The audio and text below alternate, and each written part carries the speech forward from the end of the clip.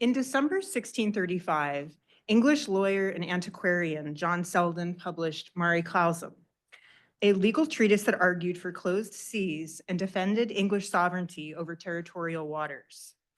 The work had been originally commissioned by James I as a response to both Hugo Grotius' Mare Liberum and the perceived encroachment of Dutch fishing vessels on English waters. Selden completed a draft by 1618, but James halted publication so as not to antagonize the King of Denmark, from whom he was trying to secure a loan. In the 1630s, maritime affairs again beleaguered Charles I, who, as his father before him, turned to Selden for guidance. Selden presented an obvious choice to compose the treatise. Conversant in many languages, including Old English, Hebrew, Arabic, and Syriac, his understanding of English legal and maritime history was unparalleled. His personal library comprised some 8,000 volumes and represents one of the single greatest acquisitions by the Bodleian Library. The Selden Society, the only scholarly society dedicated solely to the study of English legal history, bears his name.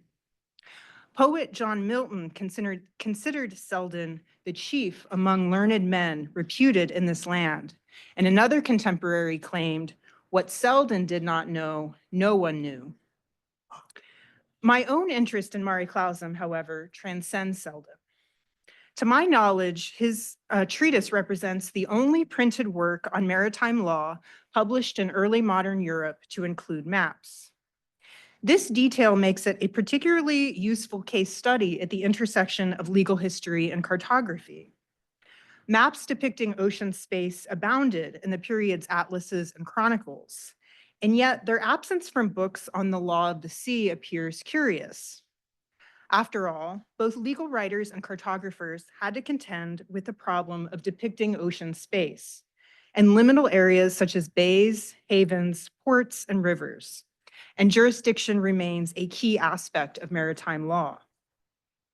From the Middle Ages, jurists had attempted to delimit the extent to which states could lay claim to territorial waters, a question which reached its zenith in the 17th century. The very nature of ocean space became crucial to the question of free seas. The lack of maps in early modern texts of maritime law reflects the nature of the law itself. During the period, maritime codes, such as the Rolls of Oleron, were frequently appended to sailing manuals, which themselves did not have maps, revealing the pragmatic nature of maritime law. The Consulat de Mar, a code governing maritime commerce in the Mediterranean, often bore a sailing ship on its title page, but other illustrations are minimal and did not include cartographic appendages. More theoretical works, such as Dutch jurist Peter Peck's commentary on nautical matters in Roman law, first published in 1556, had no need for visual enhancements. The representation of maritime space in maps has long challenged cartographers. The first Greek world map, created in the 6th century BCE, depicts the Earth as a mass of 3 continents surrounded by ocean, the immeasurable river that encircled the world. Paradoxically, the river ocean functioned as both a boundary and an expanse, enclosing the continents with its seacoasts while simultaneously stretching infinitely toward the horizon, embodying the Greek concept of boundlessness called apeiron. Apeiron suggested a shapelessness that resisted order and hierarchy. This paradoxical duality of the ocean, as both a defined boundary and an expansive, unordered space, continued to shape cartographic representations in the early modern period. Many maps of the period focus on the land, not the corresponding maritime space. The ocean might be labeled, but it was primarily a site of decoration and embellishment, as their near ubiquitous sailing ships demonstrate. The land, conversely, contained the map's important geographic information. These were not portolan charts, practical tools that aided the navigation of medieval and early modern mariners. Instead, these maps reinforced a terrestrial worldview, treating the ocean less as a legible space and more as a decorative frame for the dominion of the land. Such depictions deviate considerably from Mare Clausum's maps, which force the viewer to meditate on their depictions of maritime space. By doing so, they visually transform the ocean from a mere backdrop to an active site of legal and political debate. In this talk, I would like to propose ways to interpret Mare Clausum's maps, found in both the 1635 London edition and the 3 Dutch editions pirated the following year. Rather than treating the maps as ornamental appendages that were meant to enhance the retail value of Mare Clausum, I want to suggest that they should be taken seriously, both as legal arguments unto themselves and as visual supplements that serve alternately to reinforce and destabilize Selden's central claims. One way to approach these maps is to consider their rhetorical function within the broader legal and political discourse of the 17th century. They did not merely illustrate Selden's arguments, but actively participate in the shaping of territorial claims, maritime sovereignty, and legal precedent. Additionally, the differences between the London and Dutch editions raise important questions about how Selden's work was received, adapted, and contested in different national contexts.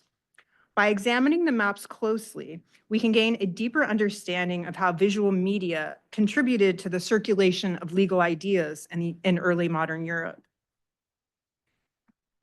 Hugo Grotius' Mare Liberum is perhaps the single most influential work in the history of the international law of the sea. Although published anonymously in 1609, the work was written between 1604 and 1605, a period during which Grotius had been retained as legal counsel for the Dutch East India Company. Much of Mare Liberum remained political and explicitly addressed the conflict with the Portuguese, who were attempting to monopolize trade routes to the East Indies. Several responses followed. William Wellwood penned the first English reply in 1613, included in his longer abridgment of all sea laws. Spanish and Portuguese jurists also published treatises against Mare Liberum in the 1620s. Selden's own treatise was not published until 1635. By this time, Grotius had taken refuge in Sweden, and his continued defense of the principle of Mare Liberum proved unwise, and so he never actually answered Selden. And in a bitter irony, died on August 28, 1645, from injuries sustained in a shipwreck. Despite its title and ostensible function as a response to Grotius' treatise, Mare Clausum spends little time directly refuting Mare Liberum. Indeed, in a treatise of 58 chapters, Selden dedicated only 3 of them to explicitly contesting Grotius' claims about maritime space. Using natural law, the first book of Mare Liberum sets out to prove that the ocean is capable of private dominion, while the second book seeks to delimit the boundaries of the so-called British Sea using a storehouse of historical records. One modern legal historian notes that Selden was always ready to overwhelm an opponent with a mass of facts, and Mare Clausum is hardly light reading. Samuel Pepys apparently found the treatise soporific, and in late 1661, according to his diary, he read it every night just before bed. So I don't know if that put him to sleep. If I have a copy, if you want to try it out. Grotius had argued in part that the ocean evinced qualities which precluded the possibility of its possession. He noted that the sea is in continual flux, that it is unsuitable for permanent occupation, that boundaries cannot be drawn in this ocean in the same way that they can be drawn on land, and that its main resource, navigation, cannot be exhausted.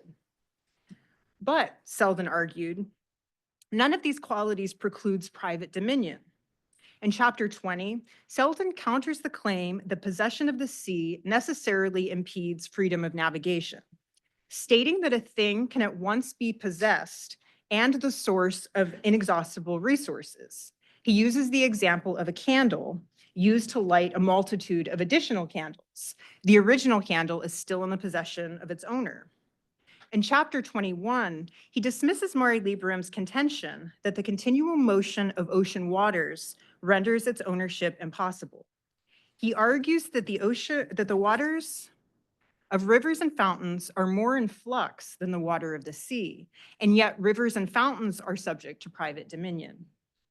In chapter 22, he refutes the assertion that the sea remains impervious to fixed boundaries, stating, "It is not difficult to determine limits and boundaries in the main sea for distinguishing private dominions. We have high rocks, shelves, and promontories opposed to each other, and islands dispersed up and down from which we can direct lines and demarcate a territory in the sea." These arguments formed the intellectual foundation of Mare Clausum, reinforcing Selden's case for England's dominion over its surrounding seas. Yet the significance of the treatise extended beyond legal theory. It quickly became a politically charged text with wide-reaching consequences.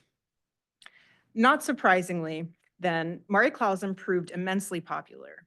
No fewer than 3 editions of the treatise were pirated in the Netherlands during the first half of 1636 and were sold both on the continent and smuggled into England. They soon attracted the attention of authorities, and on August 13, 1636, Charles I issued a royal proclamation that forbade importing, buying, selling, or publishing any foreign edition of Mare Clausum. Some persons, he went on, have caused the same book to be printed in some place beyond the seas, and to the same impression have added other things, as if they were part of that which was first printed here by our command. The proclamation targeted an edition of Mare Clausum, printed in Amsterdam by cartographer Jan Janssen. It drew Charles' ire because it appended 2 additional works, jurist Marcus Aurelius Boxhorn's Defense of Dutch Navigation, and a peace treatise signed in 1495 by Henry VII and Philip I. These supplements were more than topical. They actually undermined Selden's own arguments. And indeed, they had been published just 3 years earlier in a 1633 edition of Grotius Mare Liberum. Charles' proclamation had little effect as he issued a second on May 1st, just 2 weeks later, this time more generally against the import of foreign reprints of English books. Perhaps he targeted the second Dutch edition, which offered the most faithful copy of the English original. The third Dutch edition was printed by the Elsevier's. They had printed that 1633 copy of Mare Liberum I mentioned, and their edition of Mare Clausum was in the same diminutive duodecimo format. So I know this is on a screen, but these are like very small. They're almost pocket size. It's what the Elsevier's were known for. Although hastily printed, the 3 pirated editions of Mare Clausum preserved the original maps. I argue that these maps function as discrete legal arguments in their own right, and that legal metaphor provides a valuable framework for analyzing them, given the inextricable link between metaphor and law. Law and metaphor share a natural affinity, and metaphor holds particular attraction for the legal mind, because both legal thinking and metaphoric apprehension depend in part on analogical reasoning. Consider another field that makes frequent use of metaphor, mathematics. When a metaphor appears in a mathematical text, it helps one to better understand an abstract concept, but it does not alter the mathematical principles underneath. Law, unlike math, is a textual discipline, and its authority derives not from the number, but from the word. Because legal authority then resides in the text, any deviation from literal language signals to the reader a special case, a moment to pause and consider why the author included a linguistic irregularity. Legal scholar Thomas Ross argues that metaphors reveal paradoxes about the law that literal language cannot.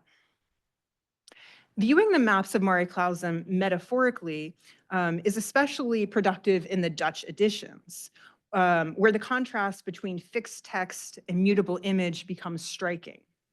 While Selden's legal argument remains unchanged across editions, the maps provide a dynamic visual counterpart, one that could be adapted, revised, and even subtly contested. The pirated Dutch editions leveraged this flexibility, modifying cartographic elements to reshape the reader's understanding of maritime sovereignty. These were not passive reproductions, but active interventions, with shifts in orientation, alterations in iconography, and strategic positioning of symbols, all of which invite alternative interpretations of jurisdiction and control. Yet, despite their clear rhetorical significance, these maps have largely escaped the attention of legal historians, who have tended to treat them as incidental rather than essential to the work's legal argument. Their visual reconfigurations not only reinforced or undermined Selden's claims, but also demonstrate the power of visual metaphor in legal discourse. While text remains bound to an author's authority, images are fluid, open to revision, reinterpretation, and ultimately subversion. Philosopher Noel Carroll's theory of visual metaphor offers a bridge from the legal to the cartographic. His intervention attempts to reconcile two extreme views. Either every image is a metaphor or no image is a metaphor.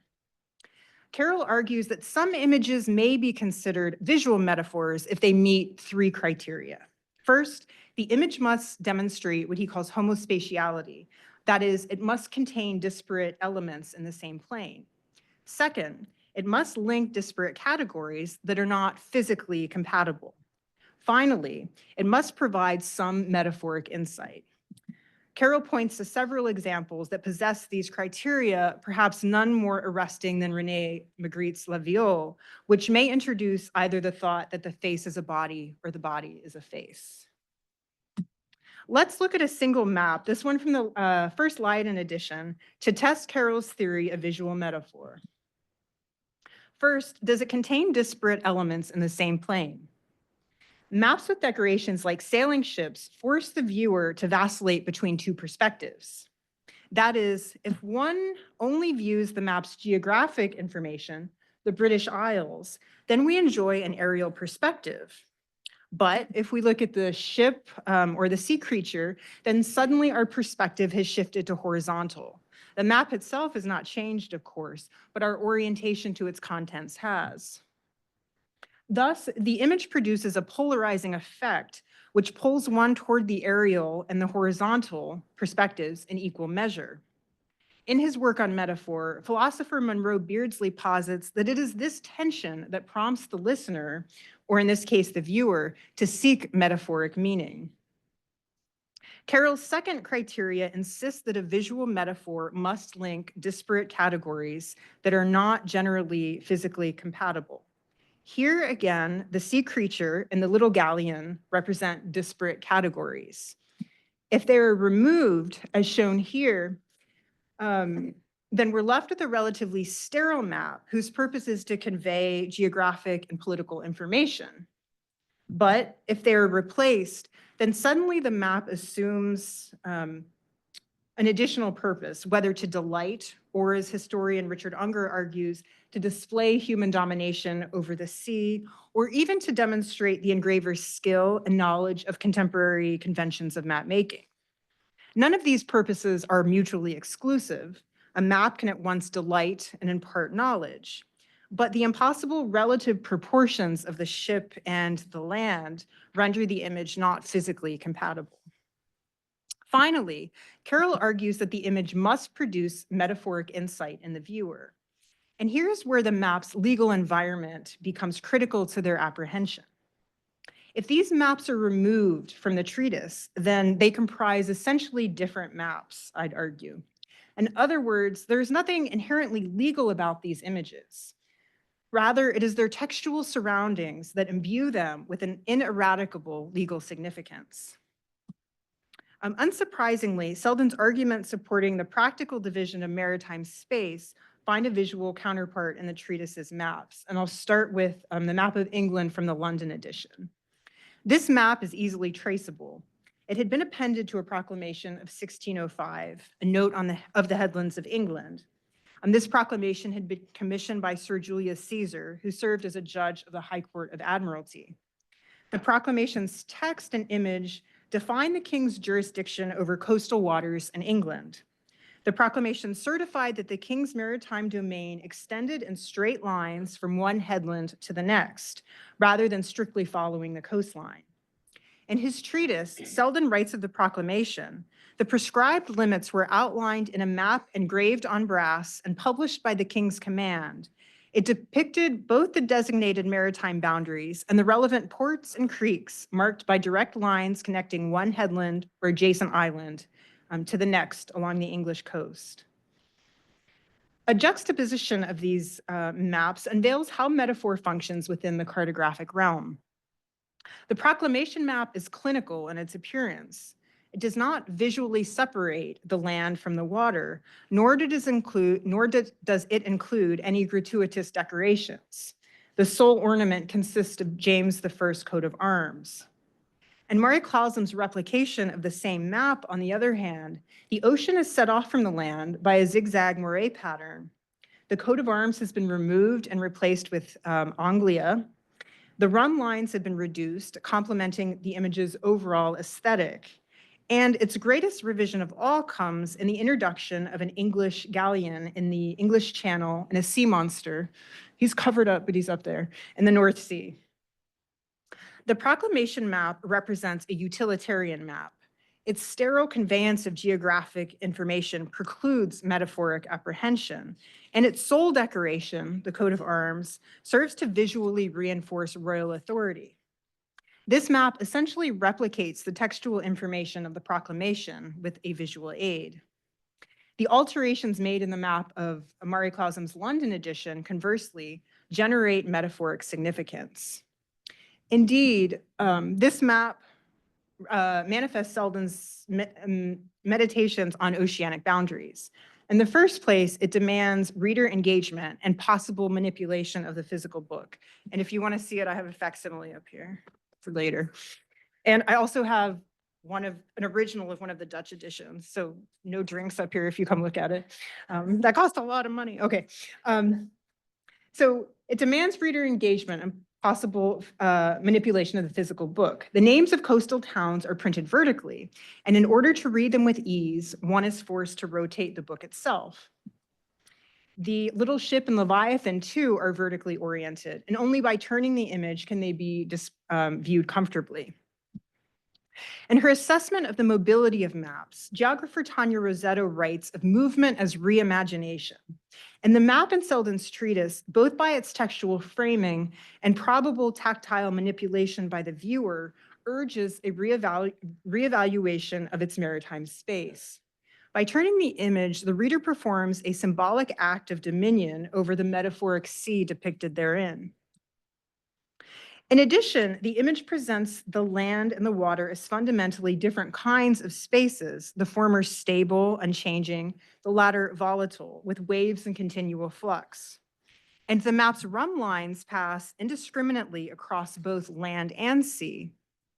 While the proclamation map includes the same run lines, it does not visually separate terrestrial space from marine space. This distinction is important for Selden's claim. He argues that the ocean is no less divisible than the land. Grotius had reasoned that the ocean's nature itself resisted such divisions.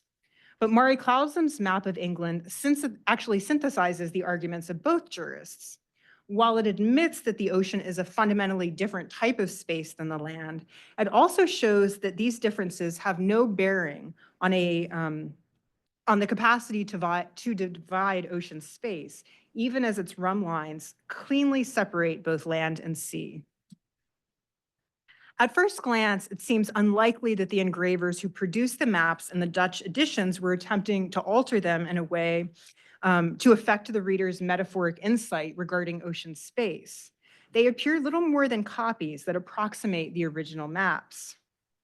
And yet, subtle alterations can significantly impact viewer reception. The Jansen and Mayer executions of the same map of England further complicate its legal rendering of maritime space. The Jansen map includes the run lines of its London exemplar. However, it extends them only to the shores of England, and the image's landmass demonstrates no similar divisions. Such a presentation reinforces Grotius' claim that the sea is fundamentally different than the land, and that the legal and political, as well as cartographic, conventions of dividing the area in one cannot be applied to the other. Jansen's map also reverses the orientation of the sailing vessel in the English Channel. Whereas it sails vertically in the London edition, it sails horizontally in Jansen's edition, rendering the physical rotation of the book by the viewer unnecessary. And finally, it relocates the sea monster swimming in the North Sea to the English Channel just south of the county of Cornwall and places another in the Irish Sea. This shift was politically significant, as I'll explain in a moment. The Mare map, in contrast, provides an extraordinarily close approximation to the London original. Indeed, its efforts at accurate representation are painstaking, and seemingly extend to the tiniest of details. This similitude makes the one difference between the two maps all the more significant. Its alteration was ostensibly deliberate by the map's creator, who had gone to such lengths to faithfully reproduce every other part. In the Mare edition, the ship has changed direction.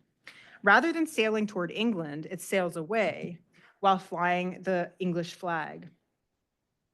This subtle change invites reconsideration of England's maritime authority, highlighting how even the smallest cartographic adjustments can shape perception.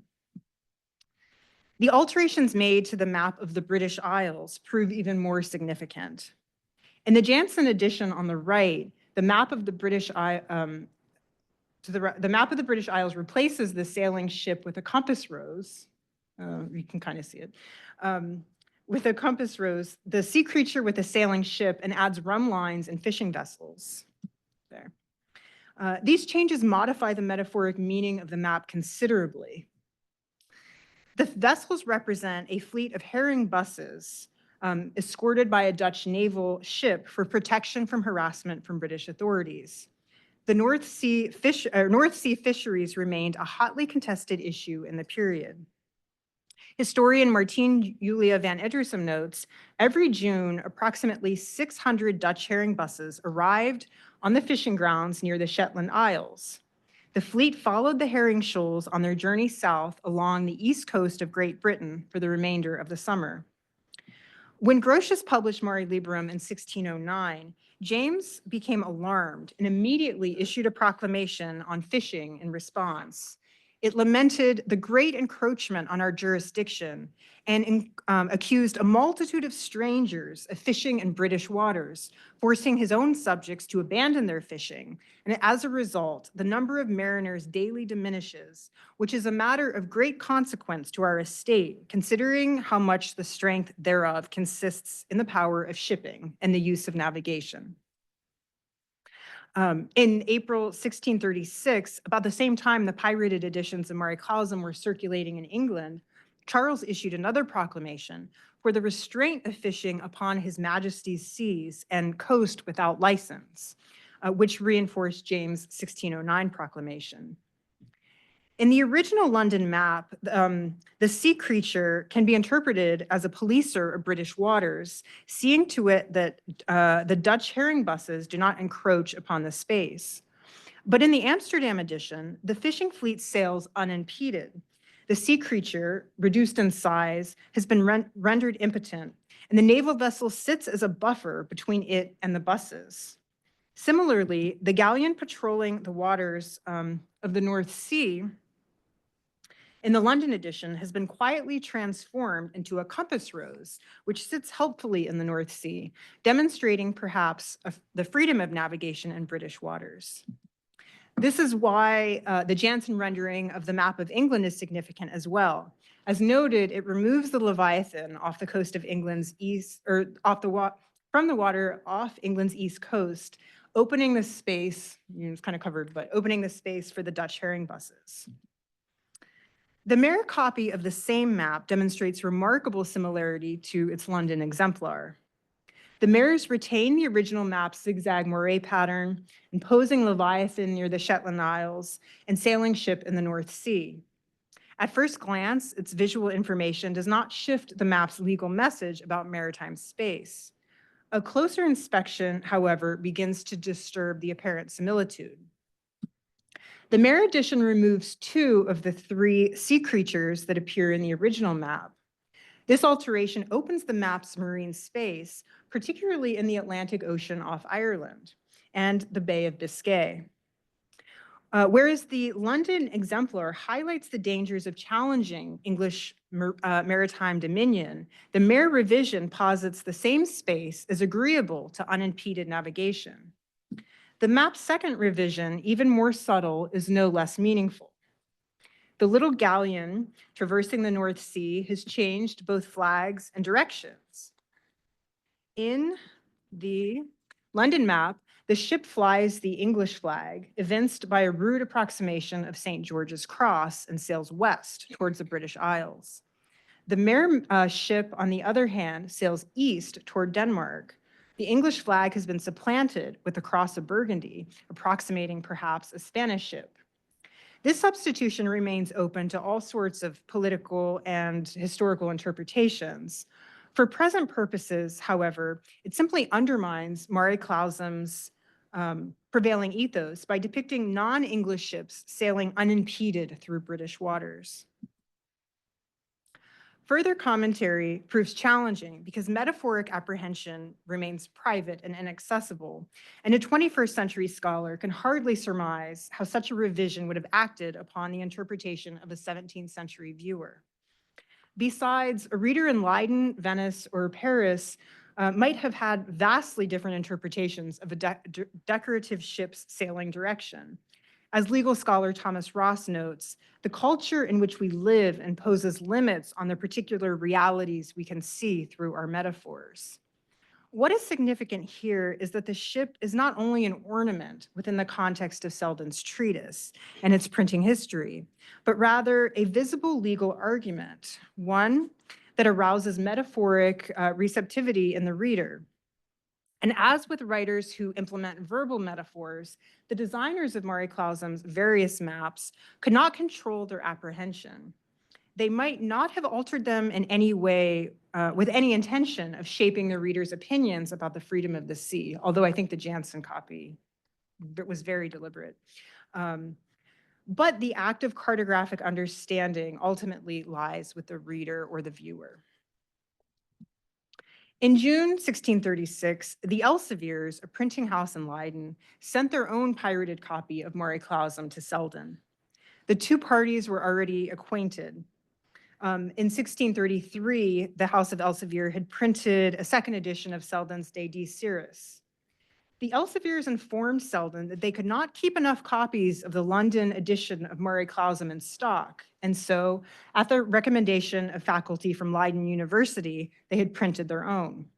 They helpfully asked Selden to send any corrections, but Selden's reply, if he wrote one, has been lost. Like the other two Dutch editions, the Elseviers included maps in their copy of Mare Clausum. These maps are quite different from the others, whether the London exemplar or the Dutch piracies. They contain no embellishments. Both maps fold out to accommodate their inclusion in the Elsevier's trademark duodecimo format. Their only decorations appear on the first map, and they do not involve the sea, but the land. The country of Norway is shown with mountains and a few trees. No ships sail in their waters. No compass roses nor rum lines guide their viewers or divide their space. No sea monsters patrol their shores. However, these two maps round out a cartographic analysis of Mare Clausum. Their sterility forces one to reconceive the relationship between metaphor and the law within the context of these books. The maps are, like the proclamation of 1605, rather sterile. They extend the juristic arguments of Selden just as they physically extend from the book and use the cartographic to express the legal. Their lack of ornament and apparent decoration might actually enhance Selden's positions. According to the Elsevier's maps, his statements about closed seas require no embellishment to convince the reader. And despite the absence of visual metaphor in Carroll's sense, the maps in the Elsevier edition might still evoke metaphoric insight in their viewers. After all, the very act of depicting ocean space involves containment of volatile ocean water within the four sides of the map's plane. Ultimately, this analysis has shown that early printed maps and legal texts do more than illustrate arguments. They shape and complicate them in ways that words alone cannot. The maps in Mare Clausum actively engage with legal thought, reinforcing Selden's claims in some editions while subtly undermining them in others. The revisions across different printings suggest that maps, like laws, are subject to interpretation and adaptation. If even these maps, tied to a legal treatise, function as legal metaphors, framing, distorting, and negotiating ideas of power and possession, it's worth considering whether all maps, no matter their context, are more than depictions of space. Perhaps they are metaphors themselves, shaping not just how we see the world, but how we understand our place in it. Thank you.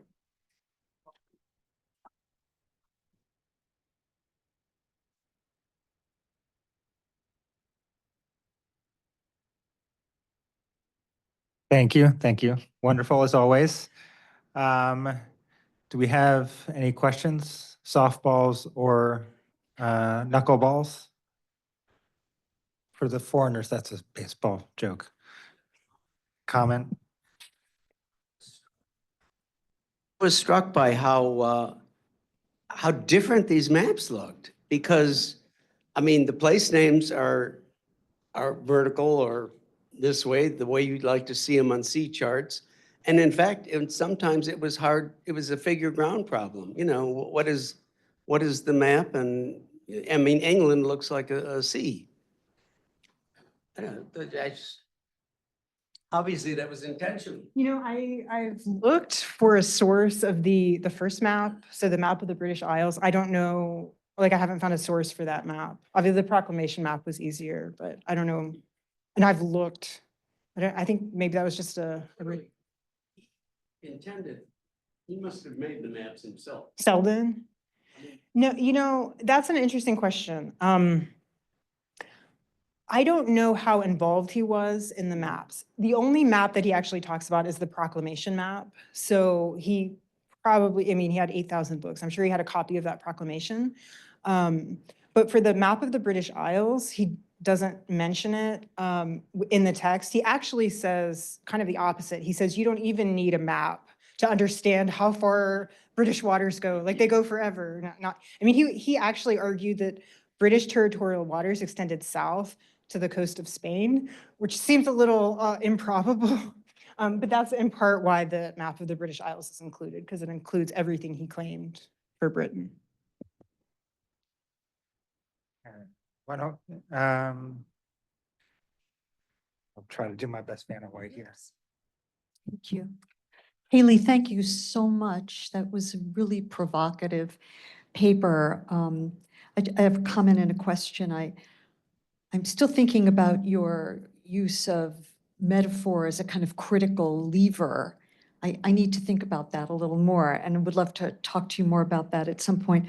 But I wanted to ask you about, in the process of sort of unfolding that device, that critical interpretive device, you were talking about incompatible registers of representation, specifically the ships and the sea animals and the land. And I wanted to ask you if you could comment on the toponyms in that context, because it seems to me they strike that they belong to yet a different register of representation. They belong in a flat plane that is sort of superimposed over the real estate and those other three-dimensional forms. So I just wondered where that might fall into the argument. And thank you so much. About kind of using the metaphor oh, I'm sorry. That's a great question. And I've been thinking about kind of how I'm using the metaphor angle. The sailing ships and the sea creatures are really difficult because they are such a prominent thing. I mean, they're everywhere. Are you familiar with Richard Unger's Ships on Maps? Yeah, so it has a long kind of trajectory. Actually, what really got me interested in the ships was during my dissertation defense. If you're familiar with Josiah Blackmore, he was committee. Now, he does like Portuguese early modern literature, but like literature of the sea. Anyways, this is dying. I'm like, okay. Anyway, so he said, you know, a lot of people comment on the ships, but they never pay attention to what direction they're sailing. And I'm like, yeah, that's really interesting. I mean, again, it's one of those things that we maybe can't totally recuperate some of the meanings of these maps, but I think they're worth paying attention to and maybe speculating. I don't know if that answers your question, but I think this is why metaphor is interesting. I think because if you think about metaphor in a linguistic context, it's always a deviation from maybe what's expected or what's. So in these maps, I don't know if I can go back, but in these maps where you have kind of the expected geographic information and then you have ornaments, I think it does kind of trigger something metaphoric. Oh.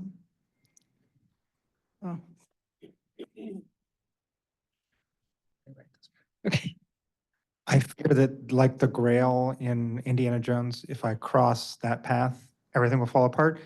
So we'll repeat your question after you go. No, I want you to ask your question. I just don't want to bring the mic over there because I could hear the reverb happening and it would be bad. So ask your question without the mic.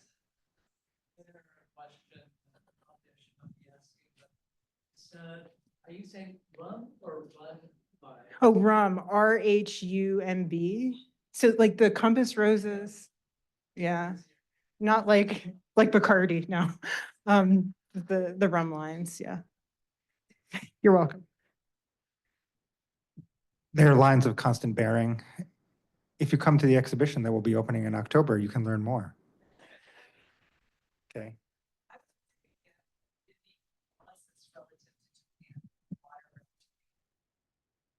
It's actually talk about the Dutch ships that had who owns what land and all that came to mind. So it's just purely. No. My wheelhouse. Anybody else? Do you want to comment, Mimi? Um, Or do you want to ask a question? I really love this analysis that you have both, I guess, visually and metaphorically about the sea as surface, in both kind of the legal framework as well as, you know, printing on the surface of the map. And I wonder if there's any depictions, whether visual or textual, of depth. That's an excellent question. So, and something else I argued, and it was just kind of like a throwaway comment, it wasn't even an argument, that because, you know, the way that the sea is depicted here, that's really common in a lot of these maps. So yeah, I think maybe it's waves, but I also think it could be like, you know, the ripples in the sand, it kind of looks like that. And it also kind of looks like sunlight hitting the sand through the water. So again, I think all of those apply. And I think it has to do with kind of what you see when you look at it. I mean, I think the most banal explanation is that they're waves. But I like they're like sand. I don't know.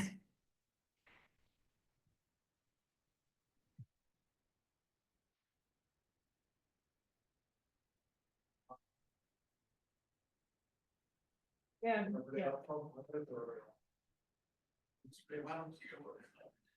Anyway, what are the principal ports, travelers, shipbuilding cities along the coastlines there? England, Europe, England. See if I can get this to work. The big ones.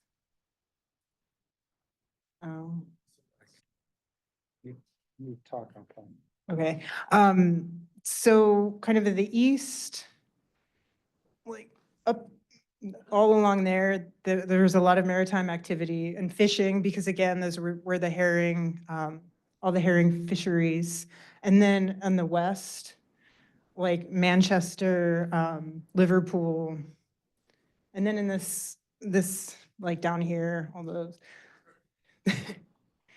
mean, it's an island, so there's lots of activity on all sides.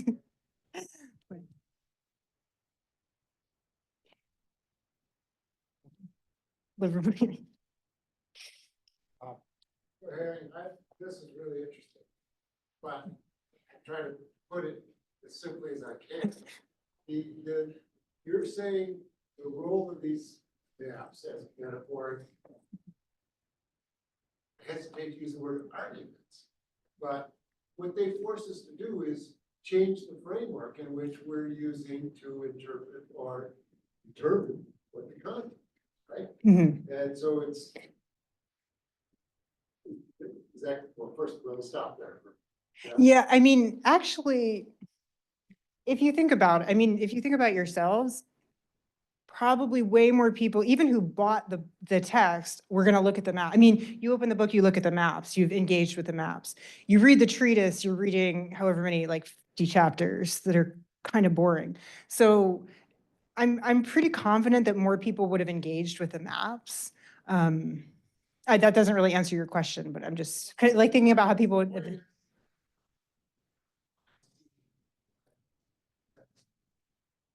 kind of functional. Mhm. So my next question is, how is that an argument? It's like an aha, right?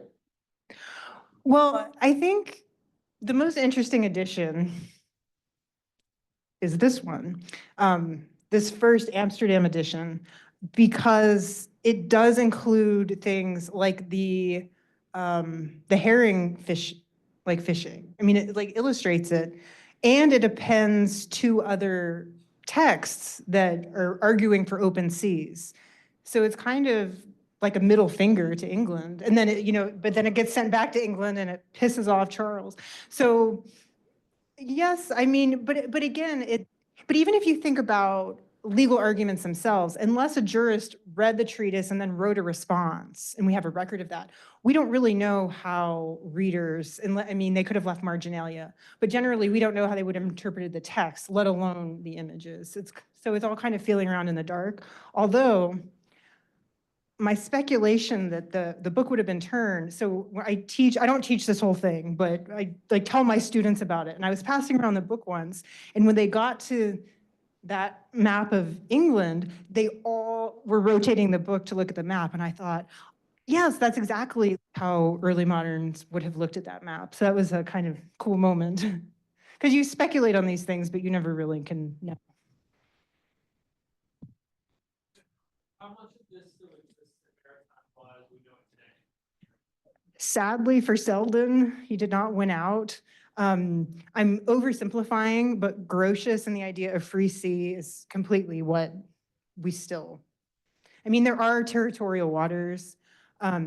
Actually, Grotius's ideas have also influenced airspace law and space law. So yeah, I mean, Grotius, I just talked about him in the context of this, but Grotius is considered the father of modern international law. He's a towering figure in intellectual history, more so than Selden. Selden is important, but Grotius has longevity, shall we say, not just for his arguments here, but well, I won't say anything else. Yeah.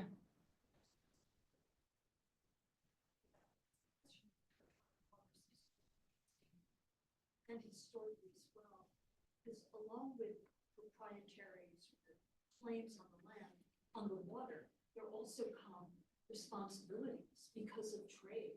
Because you can't close off the waters if you want to engage in commerce and other entities around, geopolitical entities around you expect that. So for example, Venice was expected to police the waters that would call the Gulf of Venezia. So in addition to closing off, claiming, there are also legal responsibilities that come with territorial waters. Yeah, actually, that's a great point. Because, the question of why Selden's ideas, I mean, other than being completely ludicrous that like that's all England's or all Britain's waters. The problem with closed seas, particularly in this time, is kind of the pragmatic, how do you police such a wide area of the sea? You can't. I mean, I think it's different in the Adriatic because they're much more contained. But if you think about kind of open seas on a global scale, it's impossible to actually police that much ocean. So that's pretty much why, well, that and because of the commerce element, because really maritime law is just a means to facilitate maritime commerce, so.